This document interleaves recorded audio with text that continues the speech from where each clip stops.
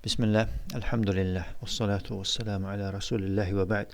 Möhtərəm izləyici bacı və qardaşlar, Allah sizlərə bərəkət versin, özünün razı qaldığı işlərə müvəffəq eləsin. YouTube saytında və ya platformasında necə demək düzgündürsə, ərəb dilində videolara olan bu şəxsin tərcüməsini gördüm. Azərbaycan dilinə bunun videosu tərcümə olunub. Sonra həmin o tərcümə olunan kanala girəndə gördüm ki, silsiləvi şəkildə sən demə bunun videoları tərcümə olunur, xidmət olunur. Ona görə Allahın müvəffəqiyyəti ilə qərar aldım ki, bu barədə bir xatırlatma, nəsihət və məlumat vermək olsun deyə qısa bir yazı yazım. Allah Teala Quran-ı Kərimdə buyurur ki: "Və zəkkir fe inne zikra tenfa'u el-mu'minin." Həmçinin Allah elçisi sallallahu əleyhi və səlləmdən belə bir hədis varid olub ki, "Əd-dinu en-nasihə." Din nəsihətdir. Nəsihətin bizim dinimizdə önəmi çox böyükdür.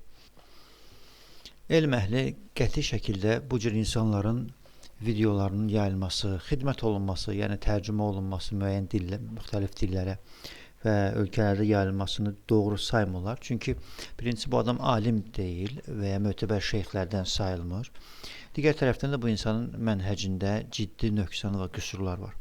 Xüsusən də çox əzəmətli bir məsələlərdə, onlardan birisi də ölkə rəhbərlərinin, müsəlman ölkələrinin rəhbərlərinə qarşı mitinqlərdə iştirak etməmək, onlara qarşı çıxmamaq, ölkə çevrilişinə cəhd etməmək, səbr etmək, bu cür mövzularda bu insanlarda ciddi problemlər var. Bu gördüyümüz bu şəxsdə və onun kimi bir neçə tanınmış ərəb müsəlmanlar arasında tanınmış insanlar var. Bu insanlar yəqin ki xatırlayarsınız, Ərəb Baharı deyən silsiləvi mitinqlər oldu bir neçə ölkədə. Onlar həmin o mitinqləri dəstəkləyənlərdən idilər və fikir verin, həmin mitinqlərin nəticəsində necə fəsadlar törəndi, həmin ölkələrin, müsəlman ölkələrin iqtisadiyyatları çöktü, nə qədər insan öldü və nəticədə baxırsınız ki, eyni ölkələrdir. Bəzilərinin iqtisadiyyatı neçə illər lazımdır ki, təzədən bərpa olunsun, neçə analar övladsız qaldı və ya neçə uşaqlar, balaca körpələr valideynini itirdilər və neçələri ölkəni tərk eləməli oldular, qaçqın düşdülər, çətinliklərdə və digər çox çətin şəraitlərdə yaşamağa məcbur oldular. Bütün bunlar həmin o bəzi insanların dini cəhətdən bu mitinqləri dəstəkləməsi, ölkə rəhbərlərinə qarşı çıxmalarını, ölkədə deməli rəhbərliyi çevirmə, devirmə, inqilab cəhdlərini dəstəkləməsinə görə idi və o da təbii ki səbəblərdən idi. Və həmçinin bu insanın videoları var YouTube-da.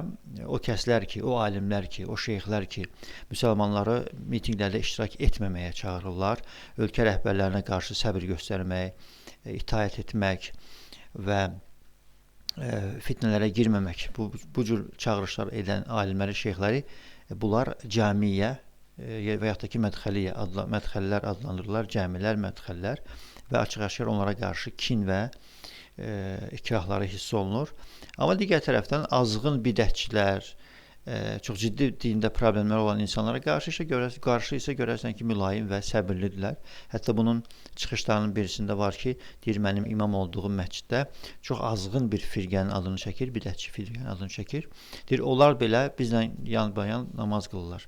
Yəni, onlara qarşı səbirli, gözəl, xoş münasibətlidirlər. Amma o kəslər ki, mitinqlərə qarşıdırlar, müsəlman ölkə rəhbərlərini itaətə çağırırlar, səbr etməyə çağırırlar, asilik olmayan işlərdə itaət etməyə çağırırlar, onlara qarşı isə ləqəblər qoşurlar və onları görəsi gözləri yoxdur. Ona görə təhlükəli bu cür insanların yayılması dillərə tərcümə olunub və gələcək nəsil, hansı ki bunları tanımır, bu videoları görəndə və bunu şeyx kimi tanıyanda, elm əhli kimi tanıyanda, sabah hər hansı bir fitnə olanda, mitinq olanda və nəsə bir ara qarışanda bunların fətvalarını görəndə ki, bəli, irəli gedin, dala durmayın, deyəcək ki, bəs şeyx Nəbil bəs belə deyir. Bunun adı Nəbildir demişkən.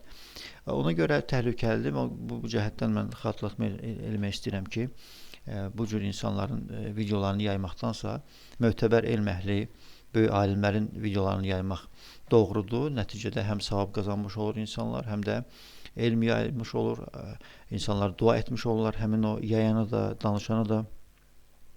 Və çox mühüm bir məsələ var ki, dəvət çox önəmli bir şeydir. İctimai dəvət çox əzəmətli bir əməldir, bu ayrıca bir elmdir və ona görə də ictimai şəkildə nəsə bir əməl etməmişdən qabaq mütləq bilənlərlə məsləhətləşmək və onlardan soruşmaq lazımdır ki, işlər doğru olsun, şəriətə, Allahın dininə uyğun olsun deyə və bilmədən hər hansı bir səhvin və ya fəsadın yayılmasına səbəb olmasın deyə insan.